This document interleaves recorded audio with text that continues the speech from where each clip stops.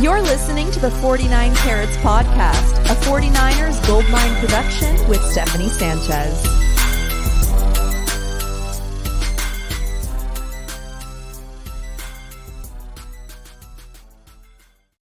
What's going on, everyone? Welcome to another edition of the 49 Carats Podcast. I'm your host, Steph. It is Wednesday, November 8th. The 49ers bye week is over, and the team is back in game prep mode. Joining me to discuss which version of these 49ers team shows up Sunday, John Chapman, Wayne Breezie. We're back. How was your guys' bye week? You do anything fun? Yeah, I sure did. I got a trainer. And he made me miss last week's show. I'm calling him out, Miles. Yep, that's what I do. Like, you know what I'm saying? Because I'm accountable. I like to be where I say I'm going to be. And then he messed it up. So, Miles, you got to be better. Just like the 49ers got to be better. But you know what Breezy's doing? He's getting back on track, which I think the 49ers will be back on track in in Florida this week. So the Niners will be back on track. They'll get back to the way they play football. Yeah, I'm pumped just about what's to come. The bye week was wonderful. The bye week was great. I made it down to the beach, went to Pacifico, which was a really good time. And, I'm going to be honest, played some video games. What's up, my Halo community?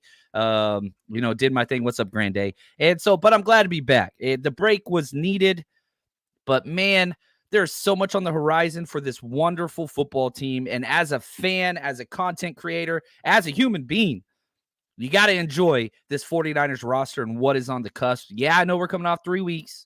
Didn't go well. But this roster, this schedule, our record is the best since 2019. Anything that the Niners have wanted, any of their goals, all still available.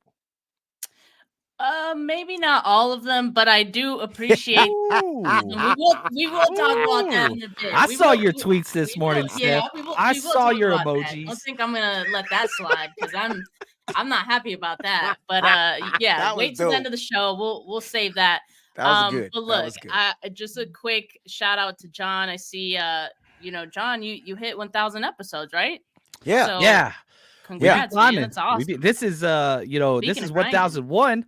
We'll get there. We just keep climbing, and that's very a great thankful. number, John. Steph, you want to know why I do 55 shows a week? I'm trying to get to that 1,000. Once I get there, I'm gonna cruise control. Like I've promised. Now I'm just playing. John, congratulations to all the hard work you do. Great work that you do for the 49er faithful community. Yeah, man, we appreciate it. And Avatar here says he's gonna go to the game. We'll try to stop by to the tailgate. So, he said try. I don't like the word please try. Let me know the section of the tailgate. So yes, man, we're right across the street. The closest place, it is called the Tailgate Bar and Grill. They've got a huge outdoor space that we got. So come stop by. We are expecting to sell out. Just saying, 49ers Rush Road Trip. Go check it out. 49ersrushroadtrip.com if you want tickets. So I would love for you to stop by and say what's up, but it's supposed to be packed. This might be our biggest tailgate we have all year. Whew, I love it. So does that mean we're expecting a lot of 49er fans out there? Because it better be. Yes. That'd be great. All right. This is the closest game to 8 states in the Southeast. So if you're a Niners fan from Florida, Mississippi, Alabama, Tennessee, wherever, this is the game you had circled. And so Niners fans show out. Atlanta last year when we were there, Wayne, people came out in force, man. And I expect that to be the same. Yep. The turnout from the people and the faithful, yep, but not the turnout from that game. I swear to goodness, if the 49ers do what they did in Atlanta, I'm punching something. Somebody. You can hit me, Wayne. I give you permission. Thank you. Something's getting punched. We want to forget that game, and we want to forget the last three as well. But I did want to talk about some recent 49ers news. It's minor, but the 49ers did sign former Princeton offensive lineman and undrafted free agent Henry Bird to their practice squad. The reason being is that Aaron Banks, of course, is expected to miss a few weeks, and it's going to be John Feliciano who gets the start in his absence at left guard. At this moment, we are not sure if Trent Williams will suit up on Sunday. We'll probably know a little bit more if he practices later today, but we're not sure yet. I just want to talk about our expectations for Feliciano and if those expectations change at all with or without Trent there.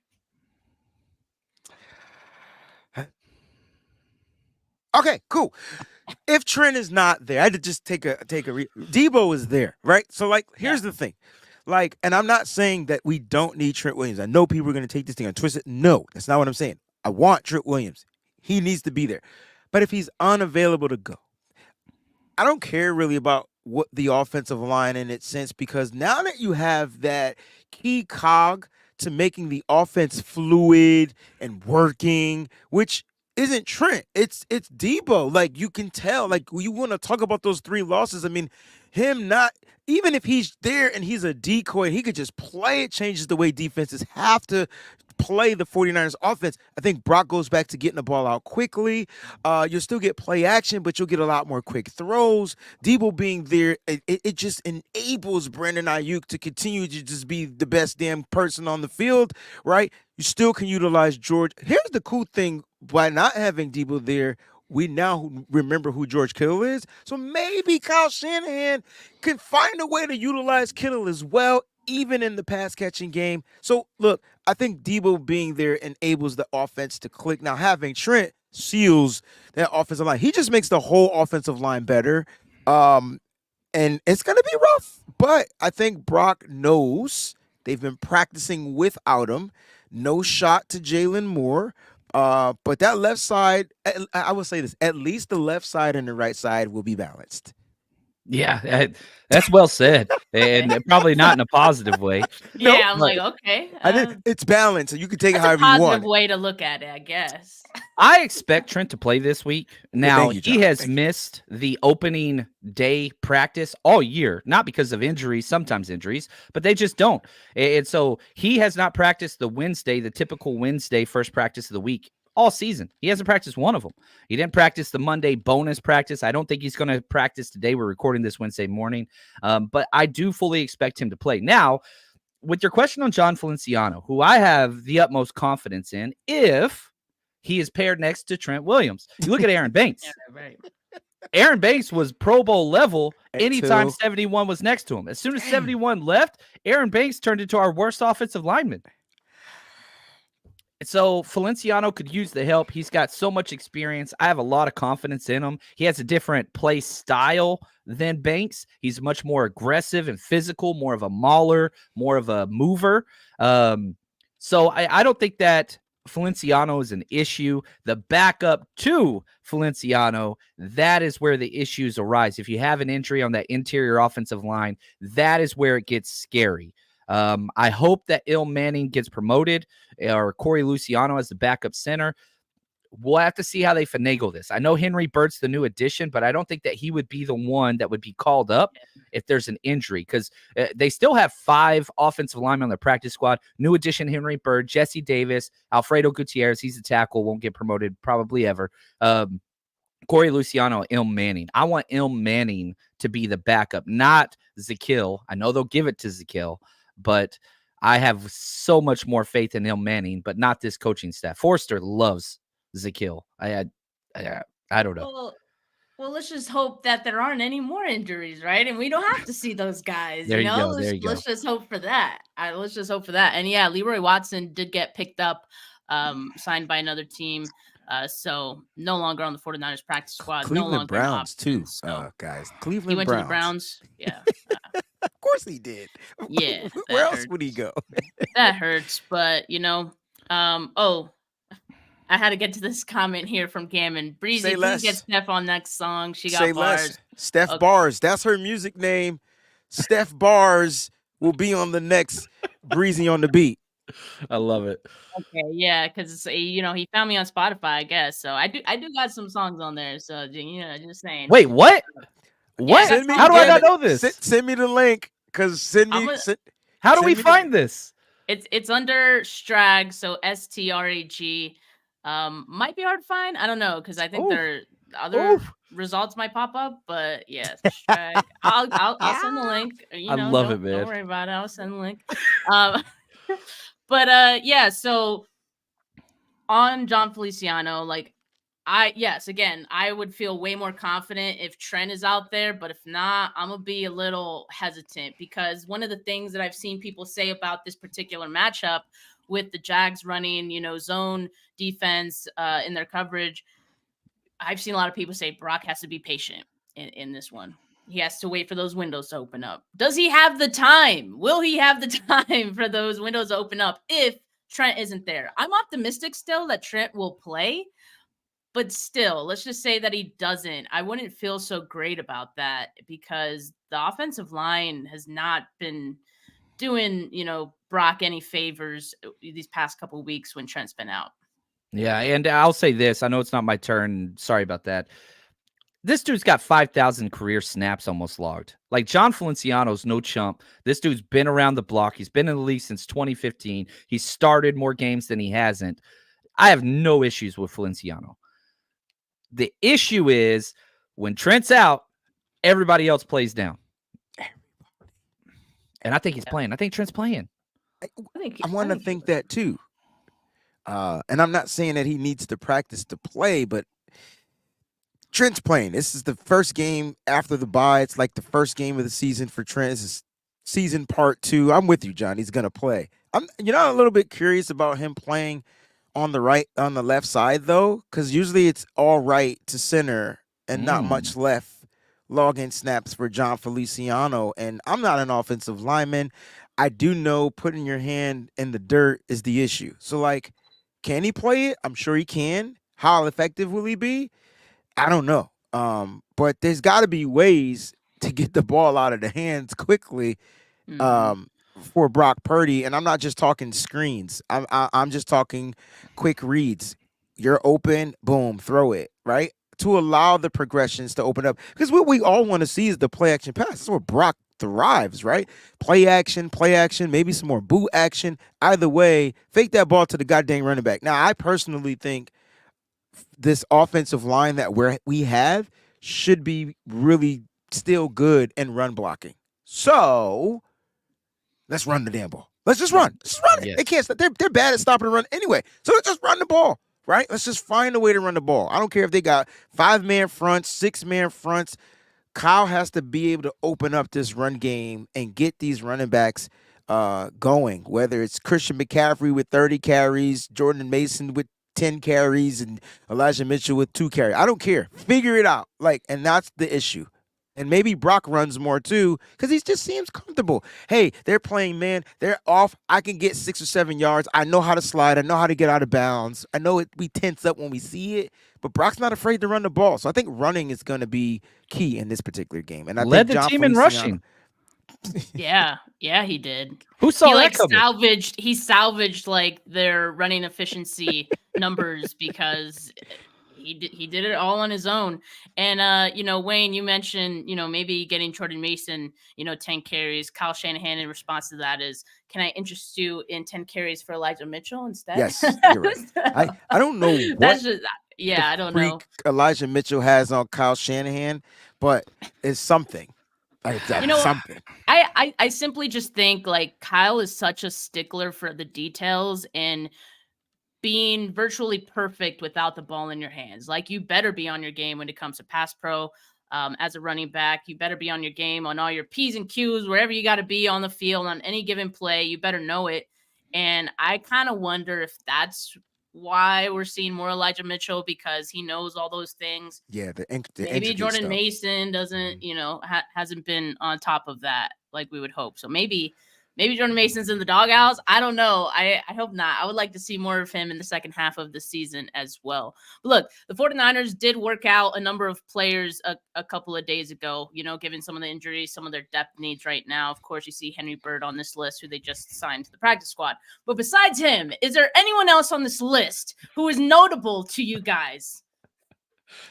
John, can we do it simultaneously?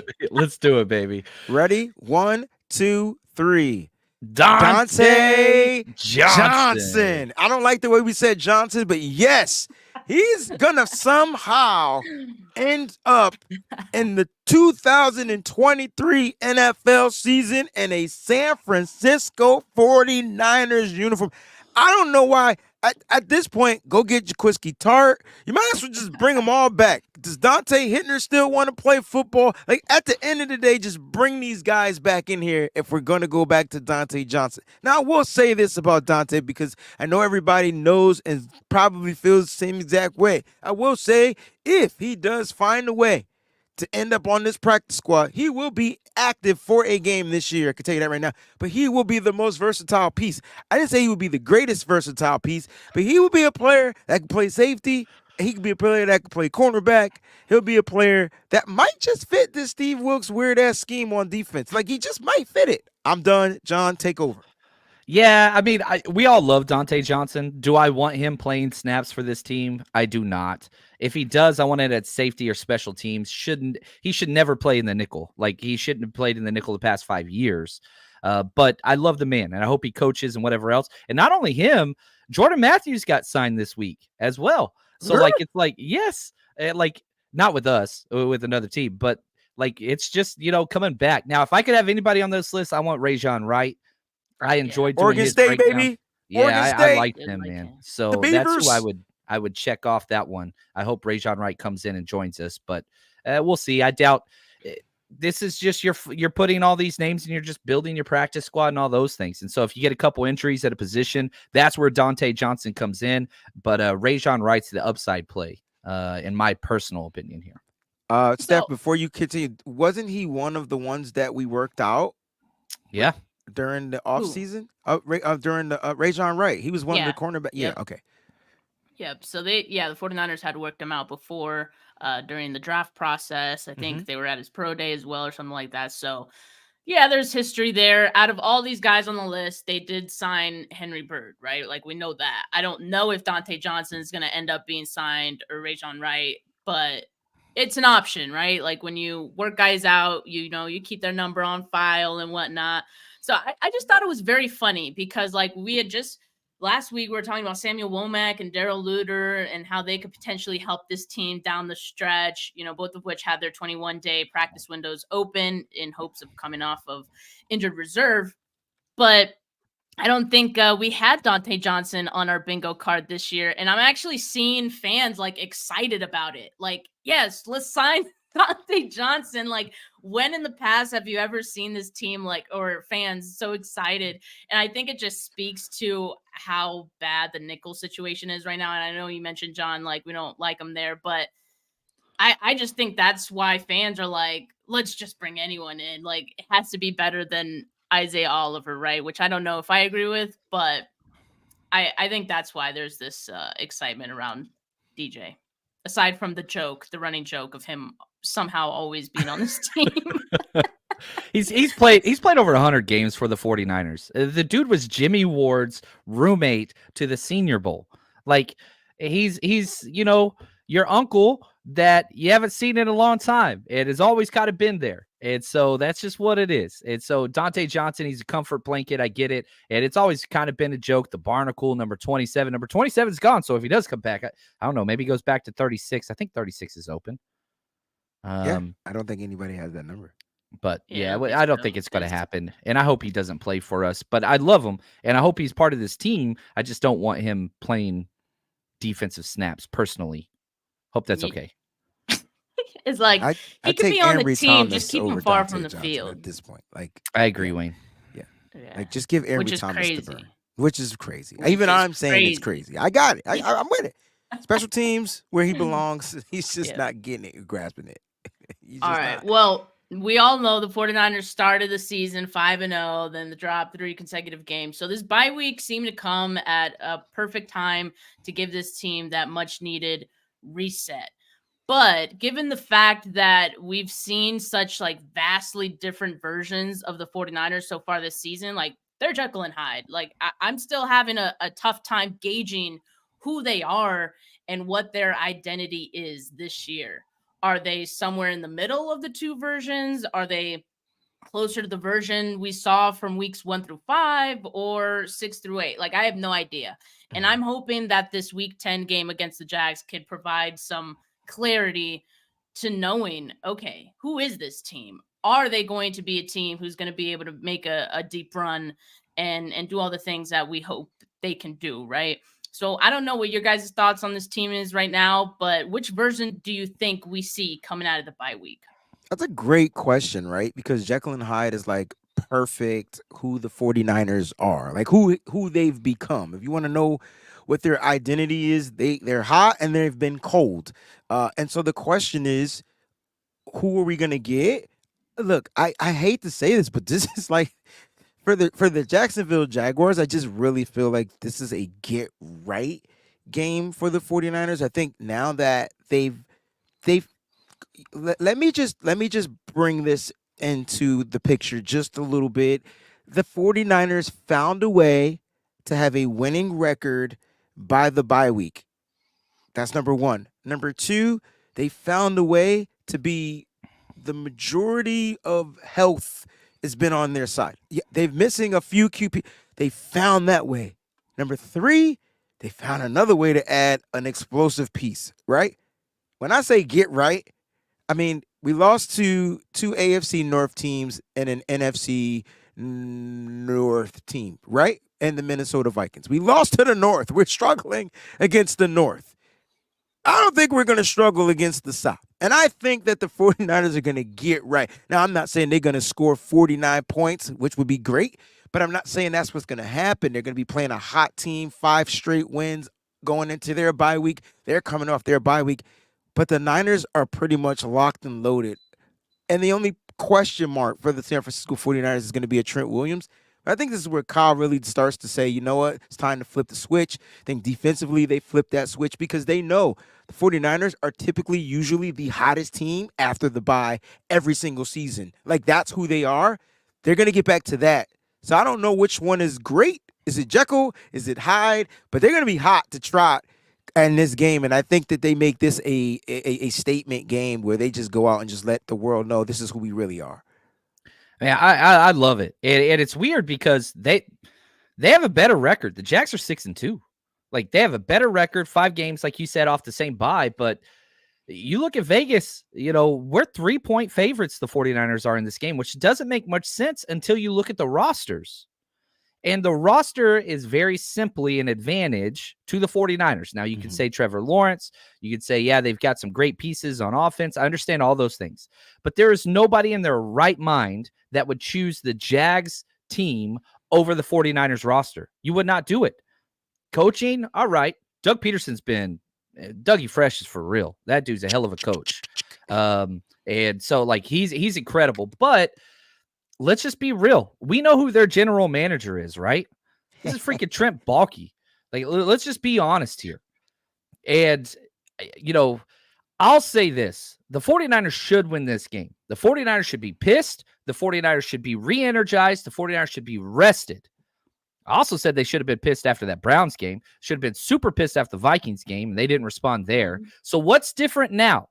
Does Debo make that big of a difference? Does Chase Young make that big of a difference? Does a healthy Dre Greenlaw really move the needle? Does Trent Williams? And I think the answer is yes, all of the above. This team's going to come out rocking, man. I really do believe that. And whether it's close, it's a blowout, I don't give a damn. The Niners just got to worry about themselves. This has nothing to do with the Jaguars. You play your ball. You play your game, Kyle Shanahan. Call the damn run plays, even if they're not working. Keep running the ball. Everything's going to sort itself out. I do kind of feel like the team will look balanced again, I think. I think these last few weeks, like, they haven't looked that way. They've looked disconnected, not just like when talking about the defensive line to the coverage, but even from like the defense to the offense, I feel like it's been disconnected, right? Like, they're not helping each other out. And when one side's helping the other out, the other one isn't, you know what I mean? So I think they need to get back to playing complementary football. And what we saw in the first 5 weeks of the season is the offense kind of taking on that lead of this team and being what they've kind of leaned on. And I think in this game, they're going to get back to a successful offense because if Debo's out there, and I know we're like, is one player really enough to, like, change an entire offense? I think we've seen these last few weeks, and I don't know about you guys, but I'm feeling like Debo is kind of that dude. Like, he's that dude who can make a difference to this offense. He does so much, even without the ball in his hands. Defenses respect it. I think these last few weeks, we've seen defenses not respect anything that isn't Debo, like in motion or, just out there on the field. And that has hindered the offense a ton. And so I think Debo being out there, and if Trent could be out there too, this is going to be a completely different offense than the one that we saw in the last 3 games. I think they're going to be ready to put more points on the board. And with that, that's going to help the defense, because then your defense is not in these negative game scripts and they could just do what they do, which, at this point hasn't been the dominant defense that we've been accustomed to in previous years. But that's okay. Like, they could still win with that, clearly, because that's what they were doing the first 5 weeks of the season. So I think if they could just go back to running the football, having Debo be the threat that he is, putting points up on the board, limiting the turnovers. It seems like a lot to do, right? But the 49ers have it in them. So I think that's what they're going to do in this game. And even if it's a close game, even if the Jags do score their fair share of points too, I think they can come away with a win in this one. So, and that's what I'm hoping we see, not just in week 10, but for the rest of the season too, because they have some tough games in the second half of the season coming up. Yeah, the Niners. Look, I know the Jags are hot, but when you look at the defenses, if the Niners defense is back to what it was and what we know that it is, right? You saw a lot of mental mistakes on defense, whether it's from coaching to execution or injury, whatever. But if the Niners defense just get back, they're still number 3 in points. Like, at the end of the day, and they still number 3 in stopping the run. I know we give up explosive plays. I hate explosive plays, but they happen, right? Every single week, and I'm like, the Niners, stop it. But they do. It's like one, and then it's the one somewhere way down in the game, but then they find a way to manage it. So those explosive plays, though they stick out at the moment, they don't really hinder. And if you want to talk about the Cincinnati game, it's just that the offense was just so putrid. Like, they were turning the ball over. The defense back was against the wall. They got to figure out how to keep them out of the end zone. And it's easy for I would say, an elite quarterback like a Joe Burrow to find a way to get the ball into the end zone in the red zone. I mean, I think that's pretty easy. But listen, I think the Niners defense is going to be back to where it is. I mean, I know it is. And then on top of that, they added in an extra, I don't want to say an extra pass rusher. I feel like that's doing him like injustice. They added in a premier pass rusher that's also playing for a mother freaking contract at the end of this season. And if you want incentive-based play, you want a player to play or outplay who they are, it's Chase Young, right? And so, look, Niners did what they needed to do. They got him in there. The question is, will Steve Wilks just allow his front 4? I call them the rush 4. That's what they just rush 4. Just rush 4. Drop the guys back. Let them play in coverage. I don't think that the 49ers defense is going to struggle against this offense. I think they go back to stopping the run first. Just like you said, on offense, we go back to running the ball first. Yep. It starts with the run on both sides of the ball. Niners get back to that. Brock Purdy gets back to playing the way he's been playing, and the Niners get back to winning. I think that's the simple formula for the San Francisco 49ers, and that's what that 5-game win streak was like. They get back to it. Second half of the season, it's playoff time. Yeah. You brought up explosive plays, Wayne, and I think that's like the thing. Like, I understand all the criticism that goes to this defense. We have the 3rd fewest explosive plays allowed in the NFL. 3rd fewest. We've allowed 37 total explosive plays. Guess who number 1 in the NFL is? That's the Jaguars. Yeah, they also are doing that. But when Steve Wilks came in, he said there's 2 goals for this defense. 1, limit explosive plays. 2, force turnovers. We have the most interceptions per game in the NFL. Like, Steve Wilks has done what he came to do. Limit explosives, force turnovers. Now, has it been perfect outside of that? It is not. But if you look at this defense last year, and everybody's like, oh, D'Amico, and I love D'Amico. We are ranked higher than our defense was after 9 weeks last year. Do you remember that Chiefs game? And everybody was just like, oh, yeah. We're done. And no, that's not the way it is. You have to put everything in context and look at the entire season. The NFL is weird as hell, and there's always bad games. And we've always talked about how the 49ers start slow. They always finish fast. They always finish strong. and we are in a better position than we have been at any point all the way back since 2019 when we went to the Super Bowl. We've been to 2 NFC championships with worse records than 5-3. The Niners are just fine. We're healthier than we have been in the past at this point as well. Defense, I'm not too concerned. I'm really, really not. Yeah, I mean, speaking about the defense, like a lot of people feel like they're going through a bit of an identity crisis too, right? Like new defensive coordinator, of course. Sometimes that'll happen. They have new wrinkles, couple new starters, some of which won't be named, but that aren't playing at the level of their predecessors. I also don't know what version of this defense shows up, right? Because I think that Week 5 game against the Cowboys was kind of a accumulation of weeks 1 through 4 for the defense, and everything kind of came together in that game very perfectly for them. And then we saw the ugly side, right, in consecutive weeks, and we're wondering, like, okay, what the hell happened? And so I'm extremely curious and intrigued by what this defense could look like coming off this bye. Kyle Shanahan pretty much hinted that him and Steve Wilkes were going to put their heads together and figure some things out, brainstorm some adjustments. And they traded for Chase Young, right? So, which in theory should help this defensive line. So, like, my expectations for this defense is that they are going to bounce back and they are going to find their groove again. And like I said, I don't think they need to be that dominant defense that they were in the past when, Jimmy G was at quarterback and the defense had to do the heavy lifting.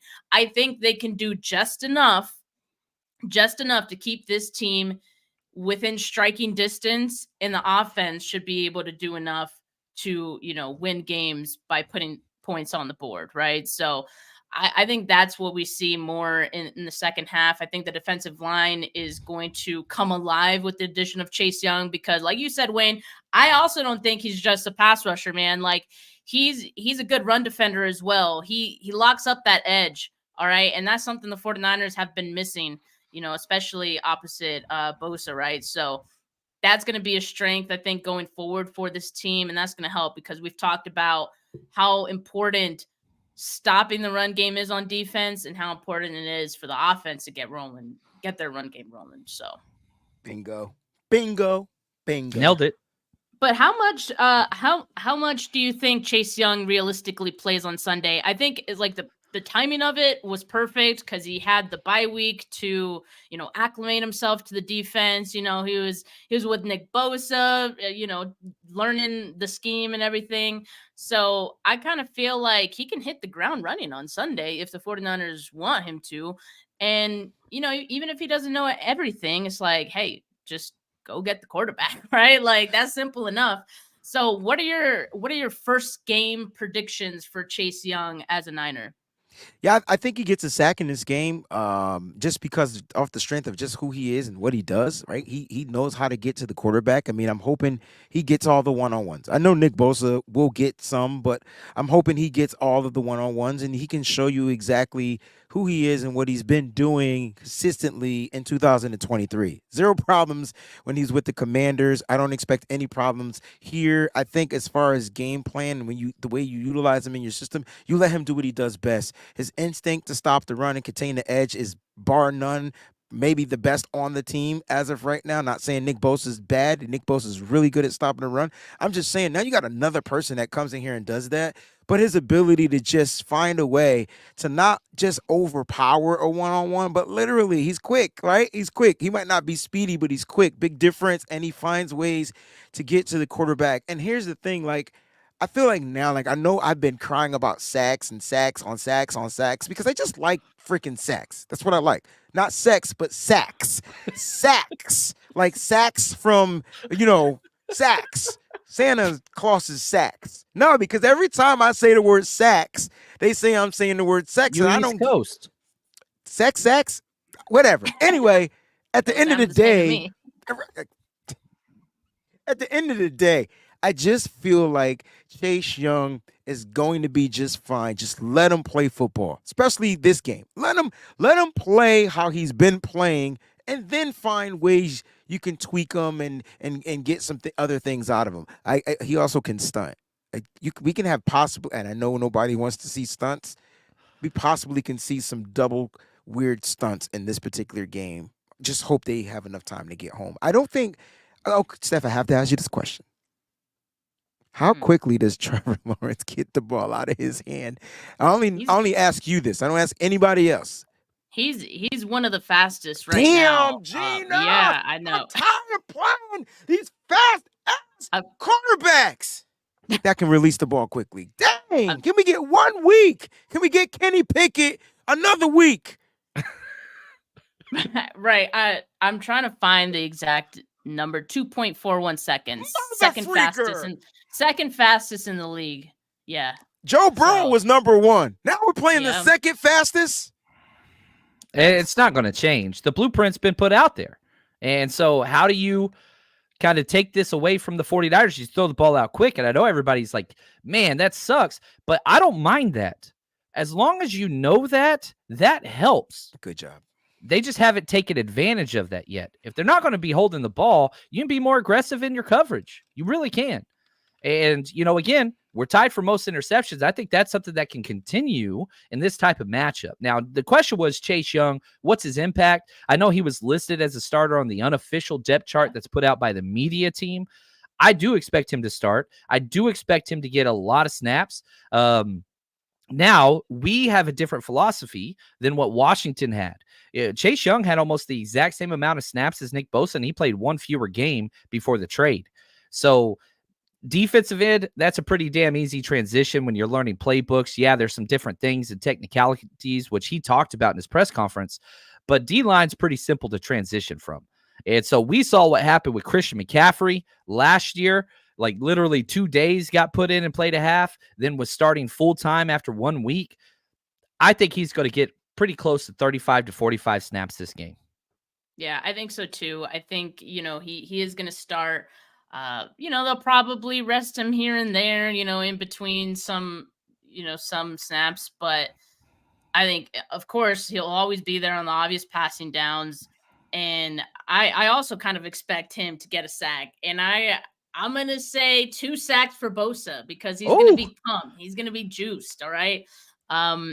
So my one concern with this matchup is that I feel like the Jags offense do a lot of things well that the 49ers defense has been struggling with. Screens. And a mobile quarterback. They also have a bunch of really good receivers, which Christian Kirk lines up mostly in the slot. That's an area that we're struggling with right now, right? And so, this comment here, challenge their wide receivers at the line, be physical, make Lawrence hold the ball for 1 more second. It's easier said than done, right? Because they got shifty wideouts. Yeah, they have really good wideouts. And I think the issue so far and why teams have been able to get the ball out so quickly is because their guys are open so quickly, right? And a lot of that comes from Isaiah Oliver.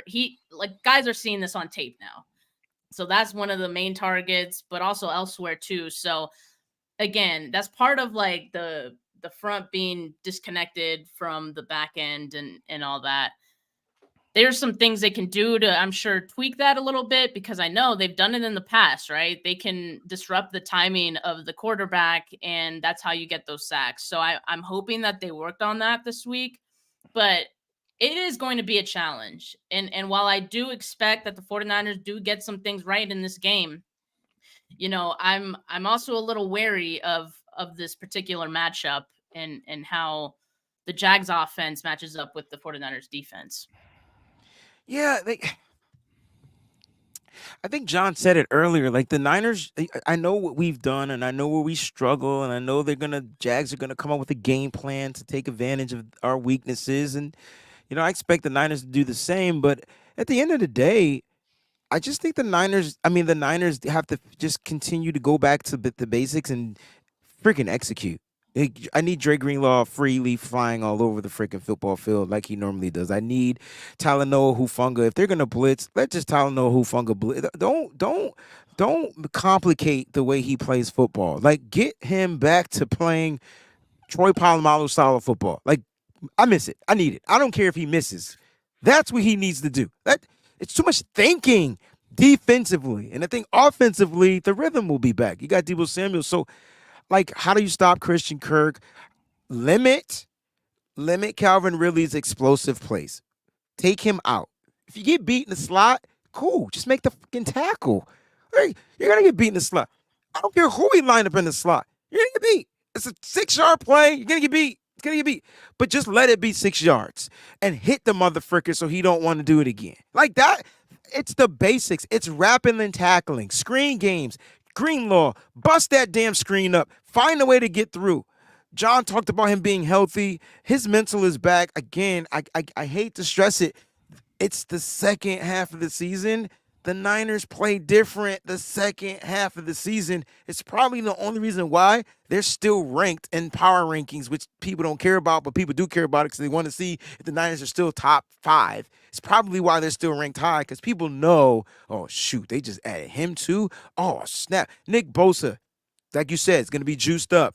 Not in that kind of way, but I know what you meant, right? Not the program way, but the Nick Bosa way. So I don't know. I really want to see what the Jaguars are going to do to this defense because I don't think what they've been doing to Houston, what they've been doing to Indianapolis twice, what they've done, they haven't played a defense like the 49ers defense. You could say they played Pittsburgh's defense, but I tell you right now, Pittsburgh was about to whip that ass. The moment Minkah Fitzpatrick went out, that's when the game opened up. I'm just going to keep it that's when it opened up. So they haven't played a defense yet, in my opinion.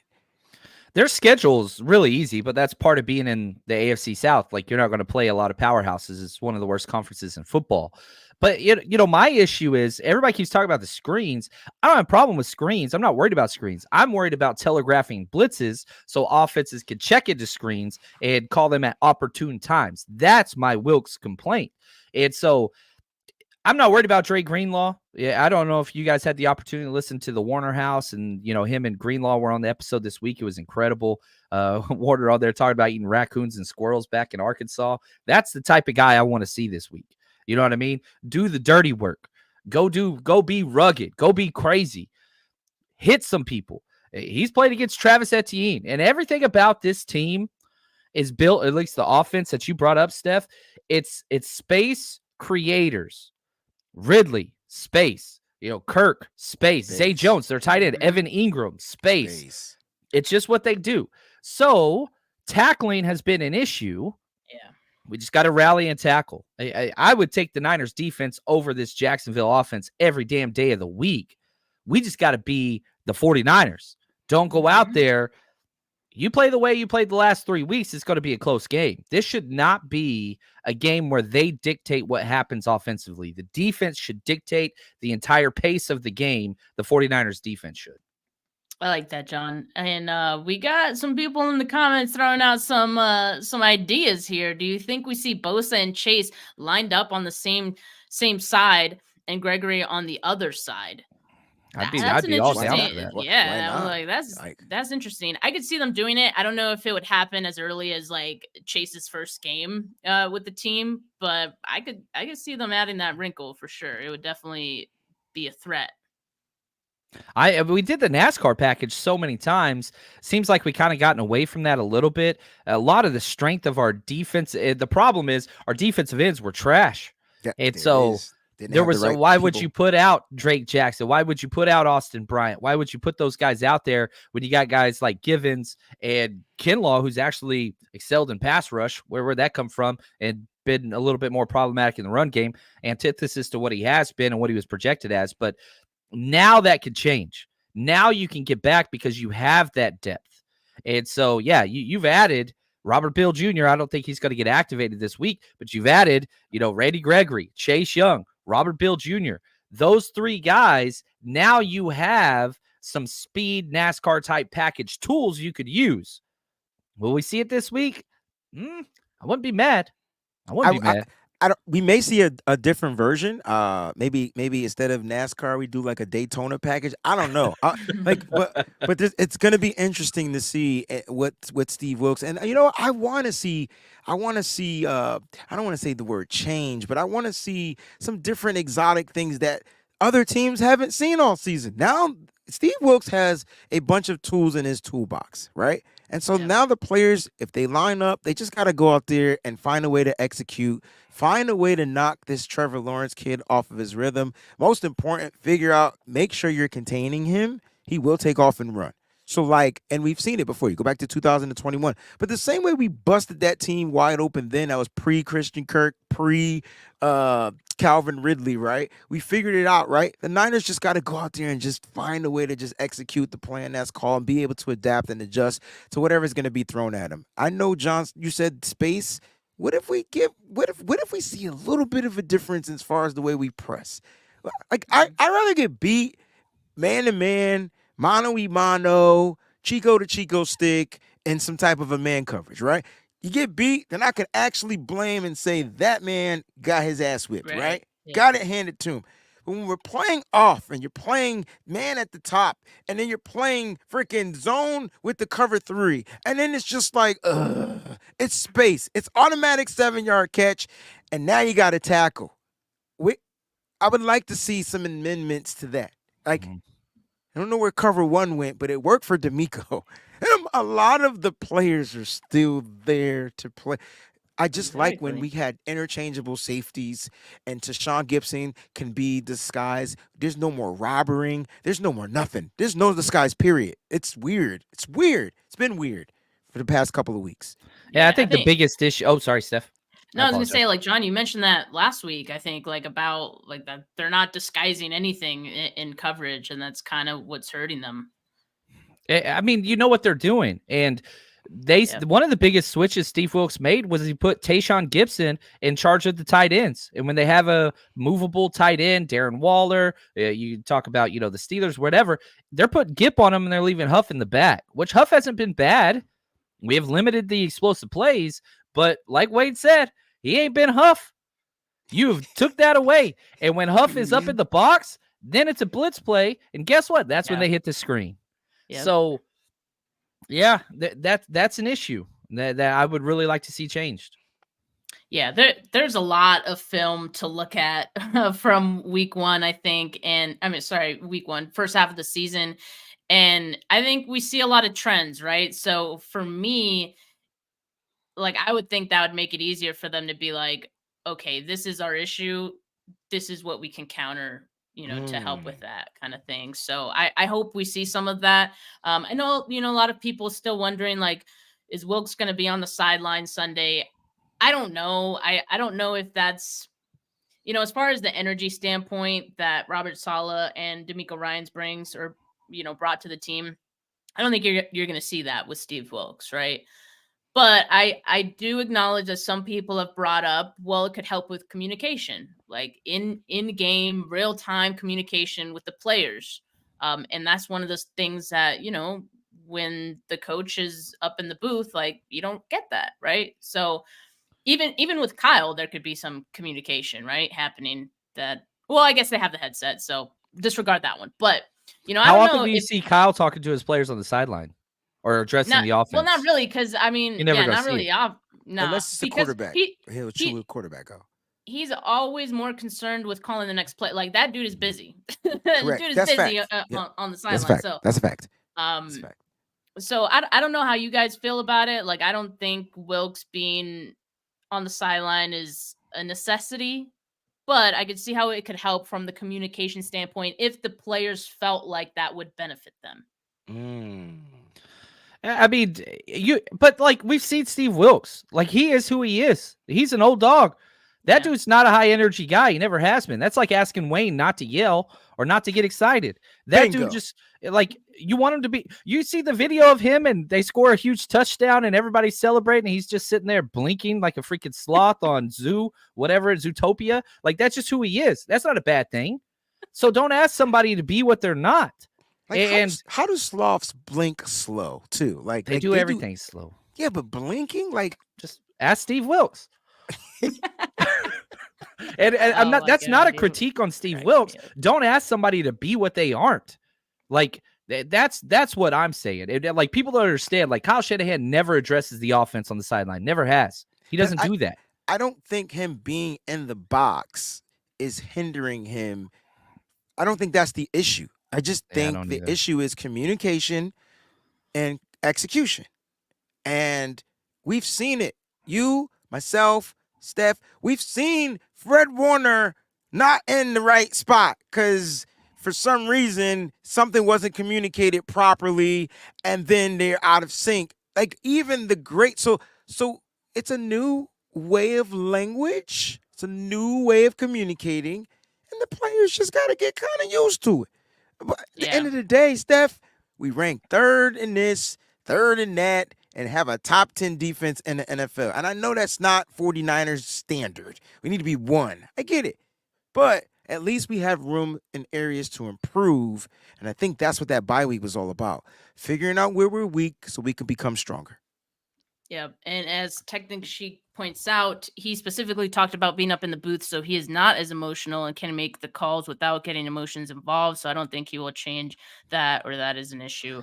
That's totally fair. I mean, everyone has a reason for, or a preference, and a reason for that preference, right? So if it works for Steve Wilks, I think it's fine. I agree. I think the players just have to adjust to that. They're not used to it. It's been so many years with the mostly same group of guys who have had like, a hype man on the sideline for them, who's pretty much like a player's coach because, they've played before in the NFL and all these things. But anyway, I don't really know what to expect. But let me get to. Oh, yeah. Go ahead, John. Oh, somebody asked, like, how does the communication happen from the booth to the thing? People don't understand that. Steve Wilks, you got the green dot on your helmet that the communication happens up until about 15 seconds. Steve Wilks isn't even the one calling the plays. That's Johnny Holland that's communicating to Fred Warner. So what happens is you got the booth, and there's about 7 coaches up there. They're relaying information. All the coaches hear that. Fred Warner just hears Johnny Holland. And so you have all these conversations taking place. So whenever the defense comes off to the field, to the side, let's say interception, turnover, touchdown, whatever, everybody goes to their position groups. They're not even all together.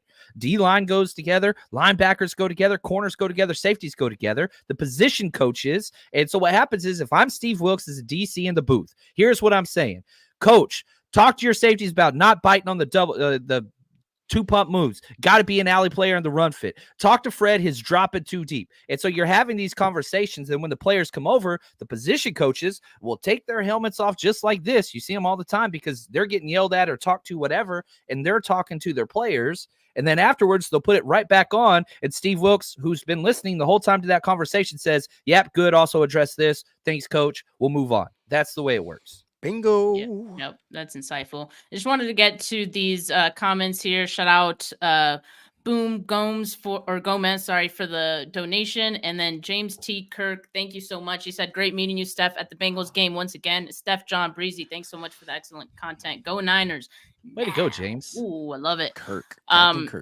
Look, I really quickly wanted to get this last topic in, but it's going to be a quick one because I got to get to a meeting in a couple minutes here. Don't get me in trouble on my job. Look, I got to call this out.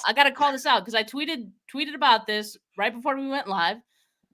The odds of getting the number 1 seed in the NFC as it stands right now before Week 10 is played.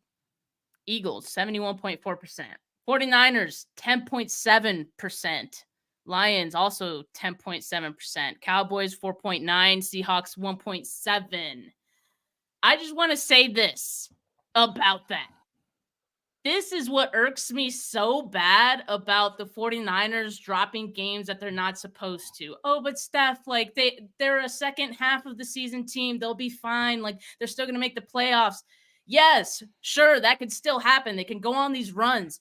But this is what pisses me off because you make the job so much harder for yourself. And if you go on that deep playoff run, cool, fine. But you're going to find yourself going to Philly in the winter. You really don't know what the weather's going to be like. And that's a tough environment to play in itself. And you're just making the job harder. That's what irks me. It's like, yeah, but no, I don't want to hear it. Like this is exactly why for a team as good as the 49ers, they have no excuse why they should be dropping games that they should be winning. You start 5-0 and then you lose 3 in a row. That's inexcusable. And I'm seeing the Eagles like be this very like focused team and very like disciplined team. They're winning gritty. They're they're winning the tough games. The 49ers to this point, like the toughest game they've had that they've won was against the Cowboys. And you could even argue that wasn't tough because it wasn't even like a close game. So, they got the job done there. That's great. That's great. They might win out or they might have a really good second half of the season, but I'm just really upset about this. And I think it's fair to be upset about it because I hate this team making the job so much more difficult for themselves in the long run. They got to think like full picture here. And I feel like these last 3 games, we weren't seeing it. So that's end rant. That's it. That's all I wanted to say. I got to get to my meeting now. But, I appreciate you, Wayne and John, for coming on Wednesdays every morning. Make sure you guys subscribe to their channels if you have not yet. John, once again, congrats on 1,000 videos. That's amazing. And guys, I hope you enjoy the rest of your Wednesday, folks. All right. Peace.